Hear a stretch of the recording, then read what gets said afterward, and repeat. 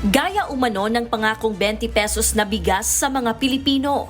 Puro propaganda lamang ang administrasyon ni Pangulong Ferdinand Marcos Jr. ayon kay Davao City Mayor Baste Duterte. He's a liar. He's a liar. He lies so much. Puro kasinungalingan yung tao na yan. And ang style kasi ng administrasyon na yan, press release, kusa reconciliation. That's all that you will get from this administration. It's been 3 years and it's been like that. So do not expect that things will get better dahil sa sinabi niya may reconciliation and that he's trying to man up. Tinawag din ng alkalde ang Pangulo na sinungaling sa hangarin nitong pakikipagsundo sa mga Duterte. Sa pagkakaintindi ko, gusto niya na may reconciliation pero walang condition, meaning walang terms, di ba? Kainin na yung reconciliation niya. Wala yan. He's been lying since he became president.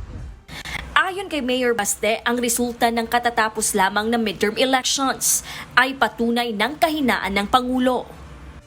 Like what PRD said, and it clearly shows, ngayon midterm na ito, that he is weak.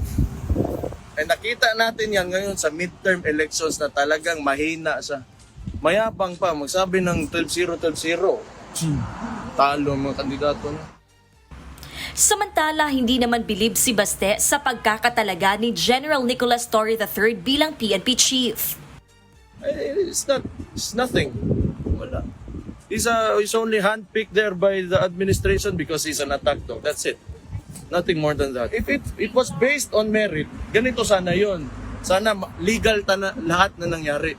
He's not a criminal yet kasi hindi pa man sa korte, but he behaved like a criminal. So, bigay na sa kanya, PNP niya. No one is impressed. Ibinahagi naman ni Baste na apektado siya sa pagbisita niya kay dating Pangulong Rodrigo Roa Duterte, lalo't napansin niyang pumayat ito. Oo, tama naman yung iniisip natin na ganun kasi nga matanda na siya. But siguro, I think on some days he's okay, on some days maybe not. Ganun naman ang tao, wala naman talaga consistent dito sa pagdating sa kasiyahan at sa kalungkutan, di ba? So, he's like anybody else. This is just an ordinary person at the end of the day. Kung ano man yung mafe-feel ng mga tao na nakakulong, then he goes through with it. But he's a strong guy. There's a lot of reason for us to be optimistic. Nananatiling buo ang paniniwala ni Davao City Mayor Baste Duterte na walang kasalanan at maaari pa ring makalaya ang kanyang ama mula sa The Hague, Netherlands. Gladys Tuwabi, humahataw sa balita ngayon.